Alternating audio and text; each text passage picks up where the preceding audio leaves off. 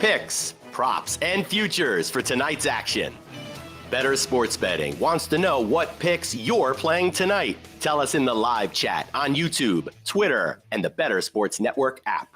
This is Bettor Sports Betting with Fantasy Alarm's Dan Servadidio. What is going on, everybody? Welcome into Bettor Sports Betting. I'm actually Howard Bender, subbing in for Dan Servadidio. And with me, of course, here we go, Britt Flinn, who has been absolutely crushing it over the last couple of weeks with her baseball bets on the Bettor Morning Show, which you guys can catch every morning, 9 a.m. Eastern time, Monday through Friday. Britt, what's going on? How are you today? Are you thoroughly overworked yet? Not yet. I've got some yerba mate. I ordered some matcha, all herbal because the pharmacy's out of Adderall. So we got to go. Oh, goodness. I was just going to go in one direction there, but you just veered it off into another one.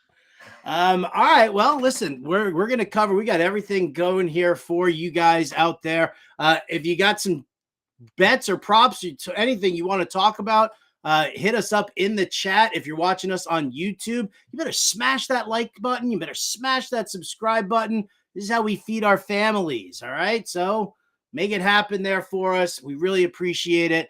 Lots going on here today. I mean, listen, tonight it's Monday right now. So we have another preseason game that we're actually taking a look at for the NFL. Baltimore Ravens against the Washington Commanders. Ravens are a 1.5 favorite. The total is 37.5. Listen, I said this last week on the show, Britt. I'm not a huge fan. I don't bet the preseason. I bet the regular season when it counts, when I know that the starters are going to be playing and everything like that.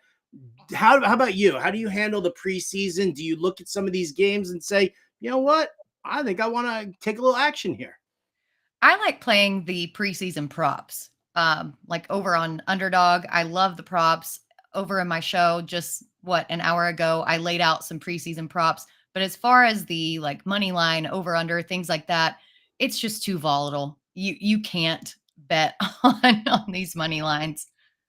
Yeah, I try to avoid it as much as possible. And it's so funny too, because everybody's like, oh no, what's your take on this game? My take on this game is that the coaches are going to play the players that they want to see, players who are on the bubble. Like maybe you get the starters in there for a series and a half, but I mean, am I really going to bank on that action there? I mean, if you had to make a pick, I mean, I'm going to say Baltimore -1.5 for no reason whatsoever, other than the fact that I think that the Ravens in this season are going to be a better team. But I don't know, Britt, you? So I'm actually looking at the Commanders money line at +115 if I absolutely had to, because of the fact that the Ravens have gone 24 preseason games without a loss. And then Washington's offensive lineman, Sam Cosmi, said, I don't give a about their win streak and that we're going to come out there and beat them. So I kind of just like that gumption, I guess, that he's putting out there. And if anything's going to hit, I think that it might be Washington. Wow. So it's the he's due for a loss type of a mentality here for the Baltimore Ravens. You know what? I mean, I forgot about that long preseason win streak because it's who cares? But I guess for the sake of that, I mean, that puts us on opposite sides. I tell you what, you want to throw a little personal wager, you and me, on this one? As long as it's not a pie bet. I can't get pie in my hair. No. But I would do a signed dollar. I would do a signed dollar. Loser has to shave seller's head. I do that all the time anyway. Just the sides, though. He won't let me touch the top. Oh no, you gotta get the top. You gotta get that pony. I want to clip that ponytail of sellers. Oh no. Oh, the ponytail is mine. The sides maybe. If you win, you name the stakes. If I win, Sellers has to shave his facial hair, which I'm sure if you're anything like my wife, then my wife can't look at me when I don't have facial hair. She's like, stop, just don't. So man, I tell you, the first time I ever saw him shave his facial hair, it was like the time that I was 5 years old and first saw my dad without a beard. It was like stranger danger. I didn't know what was going on. Sellers, if you're out there, we're putting your facial hair at stake right now. Commanders, Ravens. Just as a quick note here, Sam Howell was named the starting quarterback for this year. What's your take on it? Like, are you gonna dive into any props for Sam Howell at all this year, or do you kind of look at this and say he could lose his job as easily as he just got this? And so, if it's not the under, I'm not touching it. Yeah, if it's not the under, I'm not touching it. I've actually drafted Jacoby Brissett as a third quarterback in a few super flex leagues because I know that they want to see what they have in Howell, but let's be real. He's a 5th round pick. He hasn't really shown a ton of promise in this offense. I know it's been a limited sample size, but I just don't see him carrying this team. And if he struggles, Jacoby Brissett was a pretty good game manager last year with the Browns. Yeah, I mean, I just feel like if I'm Ron Rivera and Eric Bieniemy, this season is not about wins and losses. Like you kind of have to expect that your team not going to shit the bed completely, but enough that they're not going to compete with the Eagles, the Giants, or the Dallas Cowboys. They just don't have the horses for it.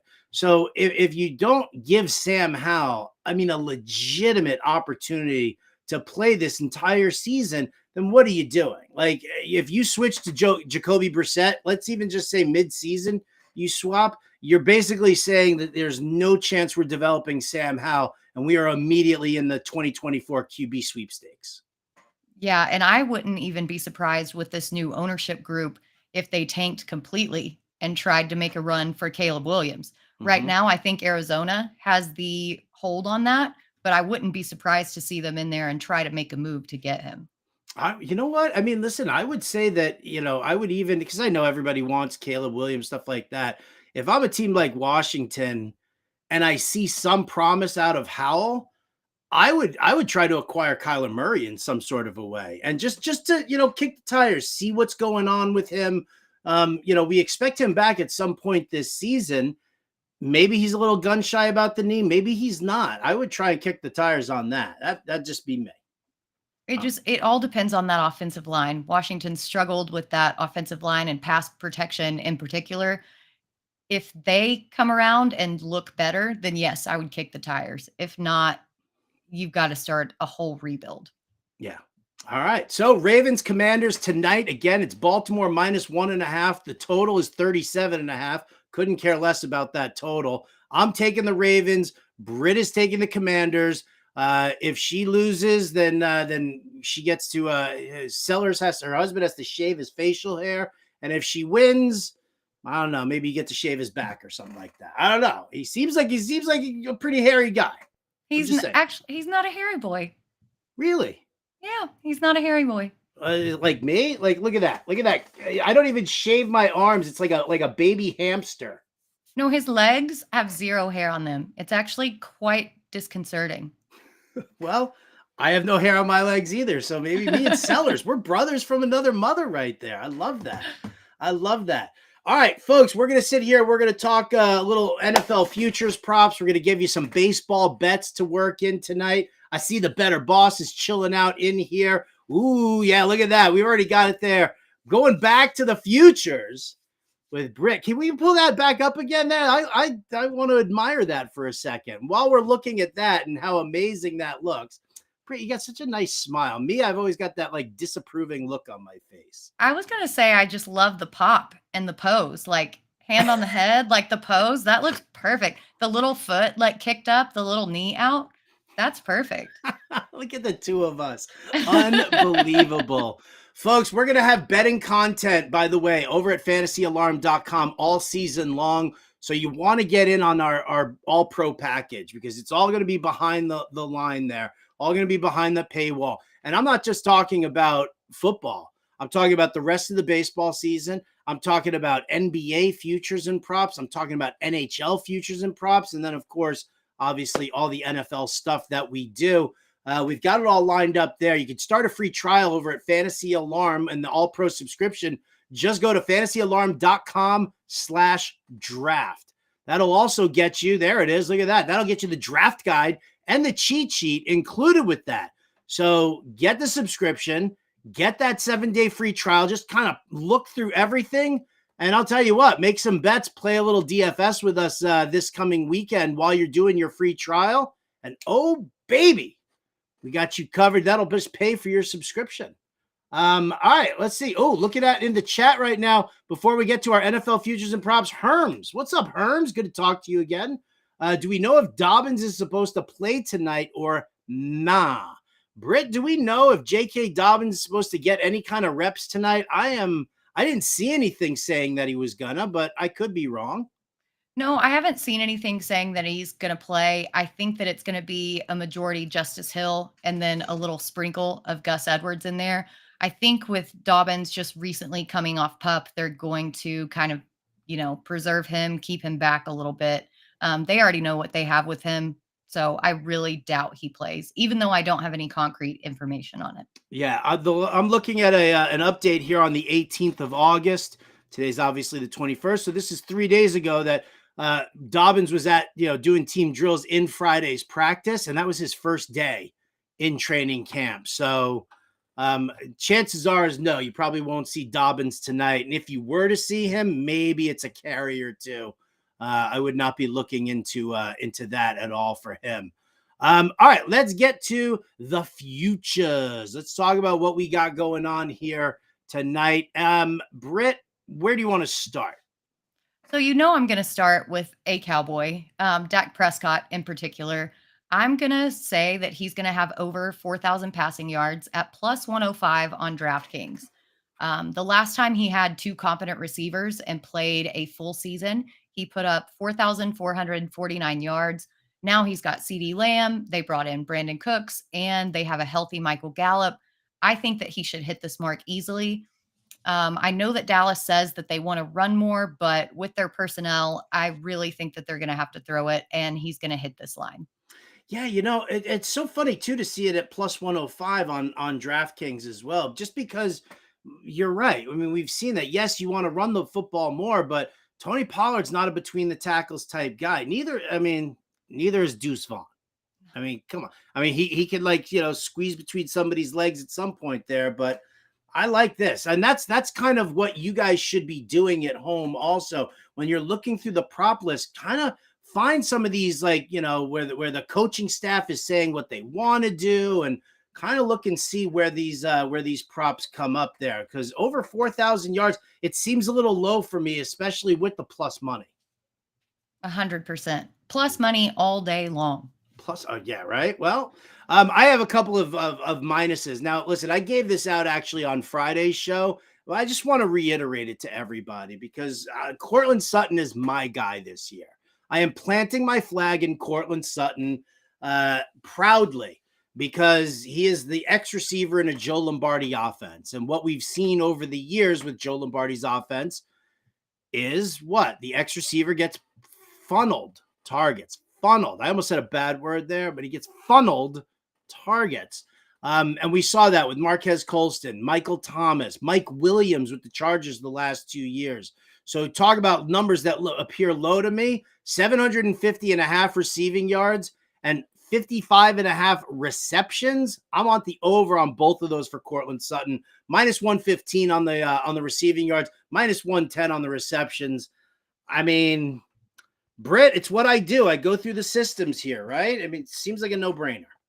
And it does seem like a no-brainer, especially, even myself. I'm very high on Jerry Jeudy, but if you look at the targets last year, Sutton out-targeted Jeudy. And if he can develop with Russell Wilson just even a tiny bit more, those receptions are going to come. That yardage is going to come as a deep vertical threat. So I'm 100% with you, even though I still like sprinkling Greg Dulcich in there. Quite a bit. I'm fine sprinkling Dulcich in there. I love that. A little sprinkle. I mean, what else do they have, right? You got Jeudy, you got Sutton. They keep losing everybody. Right? Patrick is gone. KJ Hamler is toast. Like, that dude's not even in existence anymore. So I like it. I like the Dulcich call there as well. We'll have to check out his props. What else you got for us? So next I've got Bijan Robinson over 1,100.5 rushing yards at plus 100 on DK. We saw a little bit of him in preseason this weekend. He He averaged 5 yards per carry in his preseason debut. The Falcons ran the ball 33 times per game last year. So even if Tyler Algier gets those 10 touches per game, like the beat writer is reporting, Bijan should still be easily able to hit this with as efficient as he is, as run heavy as they're going to be. I think that he hits it easily. I think that if Algier hit it, over 1,000 yards in 10 games, there's no reason that Bijan isn't going to be able to hit this over a full season. Did you see that first run that he had over the weekend? Like 12 yards, but I was like, oh, I was this close to being that Twitter person that says, inject this into my veins. This close. But I love this bet because I put this, I don't know if it was on this show that I named it or if it was on the Fantasy Alarm show on Sirius XM, but I already have a ticket now for Bijan on the over 1,100.5 yards. So yum, give me some.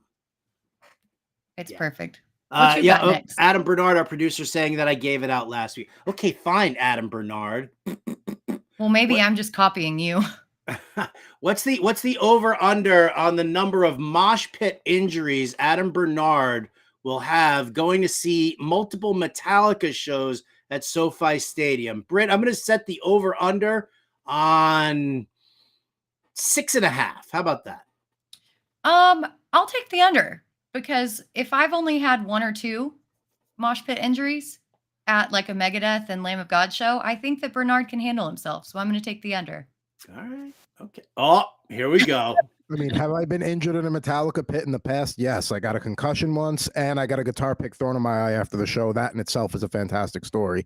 But I won't get hurt this weekend. I'm good. I'm a vet. This is shows 35 and 36 for me. I'll be okay. 35, 36 times seeing your favorite band. That's so cute. It's so adorable. I'm sorry. How many times have you seen Fish? Well into the hundreds, my friend. That's what I'm talking about. Like, I mean, if you're going to be a fan, you be a fan. You see every show you can.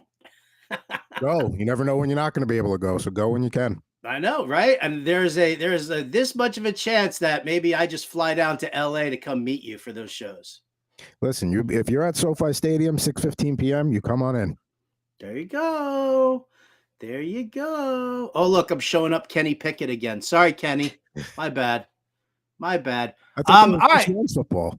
What's that? I thought that was Deuce Vaughn's football. No, this is a regulation size NFL football. I'm just trying to make Kenny Pickett feel really bad about himself right now. Gotcha. Okay. And didn't you write the pro side in our player debate series about Kenny Pickett? I don't know what you're talking about. Always making him feel bad. What? Sorry. What? Oh, my mom's calling me. I gotta go. Sorry. Britt, do you have another prop for us then? I do. So I'm going to go Daniel Jones over 575.5 rushing yards, again at plus money, plus 100 on DK. He had 708 rushing yards last year. Not much has changed aside from the addition of Darren Waller and a few smaller slot guys. So I think that there's room here for him to hit this at plus odds very easily. You've given out a plus 105 and 2 plus 100s, and I love all 3 of those right there. I'm telling you, I'm chasing the plus. You're not even chasing. These are numbers. It's very interesting. And I know that more often than not, a lot of people like to take the under because they like to bake in the possibility of an injury. But I mean, again, another number that's super low. How are you saying that he's going to rush for 180 yards less than what he did last year when really the only weapon they added to him was Darren Waller? Everybody else is everybody else. I'm going to go with a quarterback passing yards here. I'm going Justin Herbert over 4,450.5 passing yards. Dude had over 4,700 yards last year, right? And an offense that, didn't force, or didn't push for the passing as much as it did, as much as, that Kellen Moore is going to do this year. But more importantly, Justin Herbert was hurt all last year. The rib injury was a nightmare. And for anybody out there who, watched these Chargers games and watched Justin Herbert trying to play through, you knew that he was damaged goods. So to come in here fully healthy in a system that they're begging to pass the ball more, Justin Herbert over 44.50. It's minus 115. It's not terrible. It ain't plus odds like you, Britt, but what are you going to do? Well, and also look at who he had as his receivers last year. Keenan Allen was out. Mike Williams was out. He was playing with like DeAndre Carter and Jalen Guyton. Like now he's got Quentin Johnston added into the mix. That's a smash. I like it. I like Better Boss chiming in about the Falcons. Stop with the Taylor Heineke stuff, dude. Stop with the Heineke stuff. He's a great backup. You don't have to give up on him. But there is zero chance I'm throwing down any Taylor Heineke bets this year. Zero. Less than zero. Oh, good flick. Right? I was so sad when Robert Downey Jr. died at the end of that one. Ooh, I've said too much. What's next, Britt? So next I've got Deebo Samuel under 725.5 receiving yards. Again at plus odds, plus 125 on DK. Look, I've been an outspoken critic about Deebo, but I think that it's well warranted.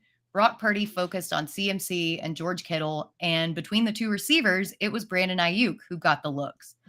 Samuel never hit over 58 yards with Purdy in a single game. And although I know that he missed some time last year, I think this offense is going to run through CMC with a game manager like Purdy under center, and I don't see Deebo hitting that over. I think this one's going to be super, super close. I really do. Like the numbers seemed a little low for me, which is why I understood the plus odds on that. But I agree with you. I'm much more in favor of Brandon Ayuk being the wide receiver one in this scheme, especially when you've got Brock Purdy under center. Right. I mean, even if it was Trey Lance, I'd be worried about Deebo in the under here and Ayuk on his props too.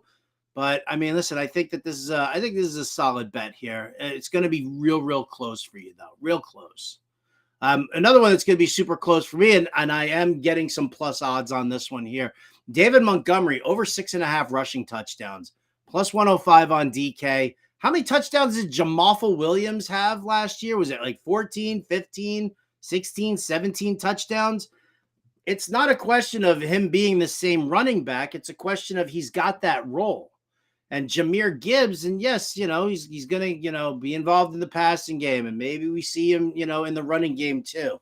But once you're down there at the goal line and you only need a yard or two to get in there, I think Dan Campbell is definitely going to turn to the guy that they're paying $6 million a year for to get that job done. Jahmyr Gibbs is going to be fun. He's going to be gadgety. He's going to be gimmicky. But I think that once they get down there and, I think that, pass interference calls that put it at the goal line, I think Montgomery's going to get his. So I'm going to take a little shot. I think I think it'll be less close than I'm kind of alluding to right now, Britt. But I mean, 7 touchdowns from Montgomery in that role, I kind of like it. Well, and you look at their receiving room too. They don't have a lot of options. Nope. Once they get down there, it's going to be the running backs. It's going to be either Gibbs or Montgomery. And 6.5 just seems criminally low for him right there. So I'm with you. Got one more? I do. So it's going to be an ode to your Jets. Garrett Wilson over 1,150.5 receiving yards. Now this one is at negative odds. It's at negative 115. But Wilson was great last year with a revolving door of terrible quarterbacks. And now he has Aaron Rodgers. I mean, I don't think that there's much more to say than that. So I watched Hard Knocks over the weekend. I gave in finally, and I watched it. And I got to tell you, I feel like I'm drinking the Kool-Aid. It's very, very upsetting to me on a personal level. But my Lord, it was so exciting to watch Garrett Wilson get all sorts of hyped up about Aaron Rodgers. So watching the whole team just get so hyped up about it. And I'll shout out Zach Wilson because he is definitely handling it, at least on camera, exactly as he's supposed to be handling it. But my Lord, I put money on the Jets to win the AFC. I sprinkle a little something to win the Super. It's stupid of me to do it because they will perpetually rip my heart out. But I love this bet for you, Garrett Wilson over 1150, Britt. You know, if it makes you feel better, if I can spoil it a little bit, We do have a bold prediction article coming out on Fantasy Alarm, and I may or may not have chosen the Jets to represent the AFC in the Super Bowl. So if that makes you feel any better as a non-partial fan. The crowd loves it, Brett. The crowd absolutely loves it. There's no doubt about that. You got sizzle. You got spunk. You got moxie, young lady. I like that. So you know what I'm going to do? I'm going to bring it all full circle then for you here. In favor of your Dak Prescott prop, in favor of your love for the Jets, I'm going to share some love for the Dallas Cowboys as well. Then how about Brandon Cooks over 775.5 receiving yards? It's minus 110. If this dude, I'll say this right now. I will eat this football. I will eat this football on the show. I kid you not.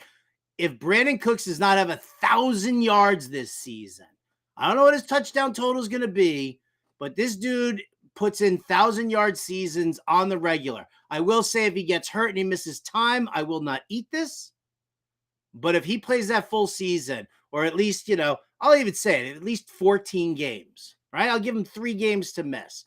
1,000 yards in that offense. If that doesn't happen, I will eat this football. And you know what, Adam Bernard, my illustrious producer, if you could just clip that information so that we can play it later on here, that's where I'm going to go. And the Better Boss chimes in with another terrible comment. Stop with the Jalen Tolbert stuff. We're care about sleepers. We care about bets. And that's not going to happen. Oh, Adam says in our chat, barbecue sauce, ranch, honey mustard, my choice, either way. 1,000 yards for Brandon Cooks, or I eat this football this season. Minimum 14 games. How about that, Britt? Yep, clip it. I think that's great. And that's partially why I picked the Dak over 4,000 yards, because Brandon Cooks has been 1,000-yard receiver in every single team that he's been on. He's had 1,000-yard season.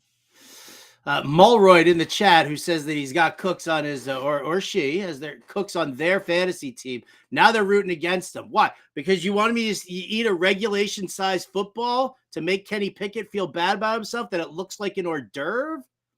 We'll see what happens there. All right, Britt, let's float it over to some MLB. Let's look at that, because listen, we've got so much going on over at fantasyalarm.com. As far as football goes, you go and check out the articles, the player debates, everything like that.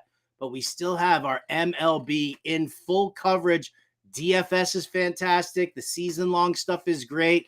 So you're going to want to get on that. And Brett, you have been hotter than a chicken McNugget on a sidewalk in Rio when it comes to betting baseball. And that's pretty spicy right there. So how about it? Like, can we get some MLB props, some best bets? What about our best bets? Let's do that. Adam, do we have a showing of our best bets? Because here comes the Britt Flinn.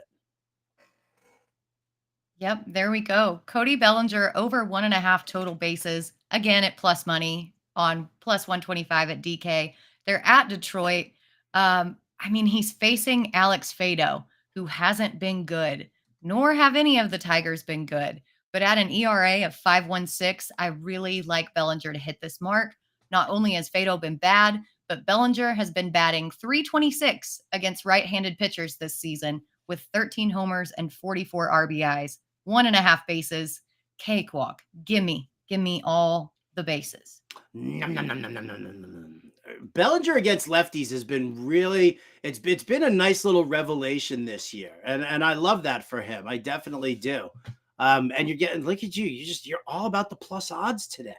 I'm a Goodwill shopper. You know this. I'm a Goodwill shopper. I love that. I definitely love that. I'm going to write this one down here. I think I'm going to have to play this one. Bellinger over 1.5 bases. I like this. Let me get that on DK before it changes. All right, my best bet. Here we go. Going anti-San Francisco Giants. I'm taking Aaron Nola over 6.5 strikeouts. I'm getting it for plus money here. Nola has hit this in 4 out of his last 5 starts. And look at what the Giants are doing. Not only are the Giants striking out 25.7% of the time just over the past week, they've been striking out against right-handers all season 25% of the time. So, or 24.9, sorry, my bad. It's just, to me, you're looking at an impatient Giants team that is seeing their opportunity for the playoffs kind of slip away. It's not looking great for them. Philadelphia really needs to get on board. And I got to tell you, Aaron Nola, his history against the Giants, and this is probably why it's at plus 100. His history against the Giants has not been great, but he hasn't faced them recently at all. So the way he's pitching right now, he's locked in for the strikeouts. Just give me the over on there. I think he had hit 7 tonight. That's my best bet. I love it. I do think he gives up a home run or two, but I like the strikeout prop. I don't think he gives up a home run or two. No? Well, because I've got the Giants under 4 runs, which is minus 143 on Caesars. Britt. Oh, okay. I will not poop on your parade then. Please. I mean, all right, fine. If there's solo home runs, maybe. Solo only. Yes, true. Okay.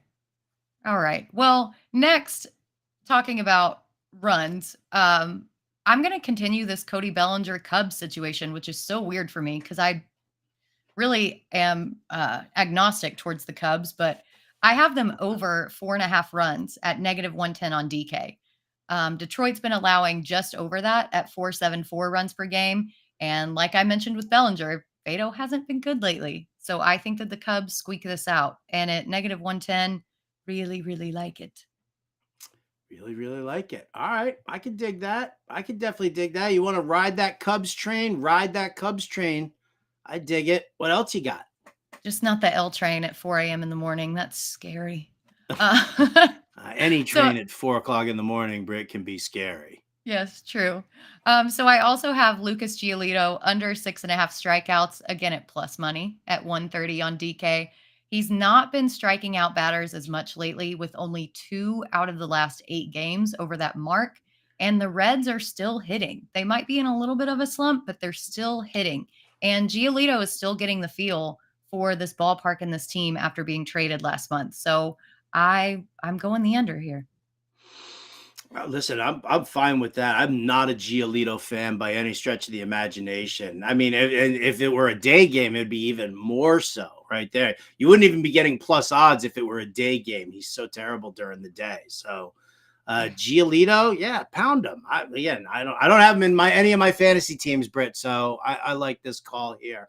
Last baseball bet I'm going to make tonight is the Seattle Mariners. A visiting team against the Chicago White Sox. Mariners super hot right now. Super hot. I even blew a bet yesterday. I had the Astros on that run line just because I thought Hunter Brown was going to be able to contain this Seattle lineup. This Seattle lineup will not be denied. Over the past week, they've been a top 3 offense and weighted on base average, isolated power. Everything that the Seattle Mariners are doing right now has been fantastic. You got Luis Castillo on the bump against Tuki Toussaint. And listen, I'm going to back the Mariners. I think they're going to be able to do some decent work. And listen, Luis Castillo hasn't been the absolute gem that we'd love him to be, but I think against this kind of a feeble White Sox lineup here, I think the Mariners win this game at least by 2 runs. It's minus 115 on DK. That's where I'm living. Yeah, it's so wild that the Mariners were so bad, and now they've just been really hot all of a sudden. I'm kind of trying to figure out like what changed, but when they're on the streak, you can't bet against them. Agreed. You got any more for me? I got my pen and paper. So I do have one more. It's the Pirates money line at plus 105 on DK. The Cardinals have been on a skid pretty much all season. There's a fruit fly in here because it's 120 degrees, so that's great. I had murder hornets flying around in here earlier today. Oh, don't get me started on the wasps. Oh. But the over-under in this game is 10.5.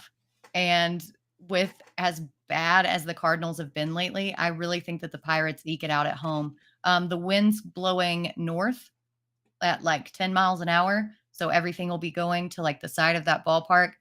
I think that the Pirates are going to have a little bit more of an adjustment and a little bit more of an advantage to hit that ball and get a few more home runs to win this game.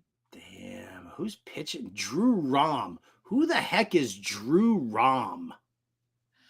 Let's make a sticker. We Who is could. Drew Rom? There was a superhero in the Marvel comic universe there that named Rom, but I mean, that was in the 80s. I don't even know if it's popular now. Born and raised in Cincinnati, he is a southpaw.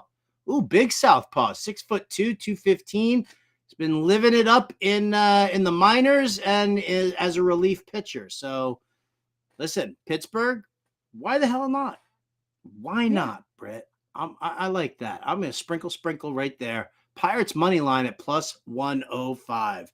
All right, well, here we go.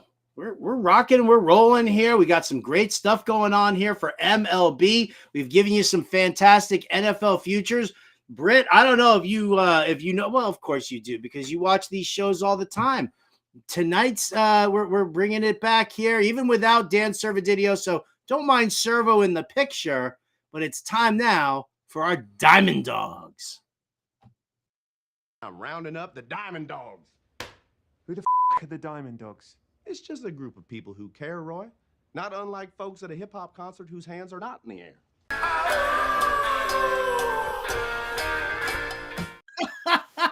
Oh, that's great. David Bowie. I can't believe that. Adam Bernard, you. I don't know if you can see. There's a David Bowie picture in my office. So Adam Bernard, out of the park. Perfect. Wonderful. Damn. All right. Well, listen, you just got Bowied, so you might as well give your pick first. Who's your Diamond Dog? Yeah, so it's going to be Nolan Arenado plus 300 for a home run on DK. He's going against Bailey Falter, and what an appropriate name. Falter has 0 wins on the season, and against Arenado, he's given up 1 home run and 3 RBIs and 2 at-bats. I absolutely love this tonight. I like that. A big Nolan Arenado fan. Ironic that you're going with a St. Louis Cardinal here, seeing as how you were just saying how bad they've been. But well, the over-under is 10.5. They're going to get hits. It's just going to be that the Pirates just eke it out just a little bit. I like it. All right. I'll tell you what. I'll tell you where I'm going to go. With my Diamond Dog here, I'm going Austin Riley. I'm going to say he's going to hit a home run. He's got good, solid numbers, in his matchup against David Peterson, the lefty of the Mets. Plus 350 on DK. Riley's hit safely in 6 out of his last 7 games. He has not hit a home run now in his last 5. So I can take the he's due mentality there, but Riley's heating up right now. We like to see it come in bunches for him. So I'm looking at this opportunity here as beat everybody to it. Plus 350, Austin Riley, plus 300 for Nolan Arenado. I love this one here. I'm ready to win some money. Let's cash it. Let's do it. Cash it, baby. Oh, cash it. Oh, let's pour one out for the Cash It podcast. That's, oh, man. Miss it. Now you just made me sad. No, it's too soon. I'm sorry. Someday. That's all I'm going to say. Someday. Ladies and gentlemen, I want to say thank you very much for being here. I want to thank you guys for being active in the chat here. Mulroyd, my Steelers fan. Yes. Here we go. Oh, yeah. Mulroyd, you're going to need to do something for me in return for this. You're rooting so hard against me on this one here. Herms, psyched to see you here in the chat as well. Britt, always great to sit here and do a great another show with you. I'll do shows with you all day, every day, Britt. It has been a routine pleasure. Same. And my mom agrees. Shout out to Mama Flynn. Mom enjoys the shows. Well, that's good. Look at her. Look at her support. See, I don't know what it's like to have a supportive parent. So I like seeing that. That's good stuff. Mama Flynn, your baby's trajectory. To the moon, ladies. To the moon. Big thank you to Adam Bernard, our producer here, for doing some always amazing work. Thank you for making Britt Flinn a part of the Back to the Futures picture, and for David Bowieing her on our Diamond Dogs. You do an amazing job here. I wish I didn't have to go do that Sirius XM show, but alas, I got to get out of here. Thank you all so much for liking, subscribing, and being a part of that Fantasy Alarm family. You guys make sure that, you're getting your subscription over there at fantasyalarm.com/draft. You won't be disappointed. No way. That's all I can say. Britt, final thoughts? We're going to crush. We're going to win all this money, and we'll talk about it tomorrow. We're going to brag about it tomorrow. We're not just going to talk about it. We're going to brag about it tomorrow. But that's going to do it for us. We thank you so much for watching Bettor Sports Betting. For Britt Flinn, Adam Bernard, I'm Howard Bender. We'll catch you next time. Bettor Sports Betting on the Bettor Sports Network.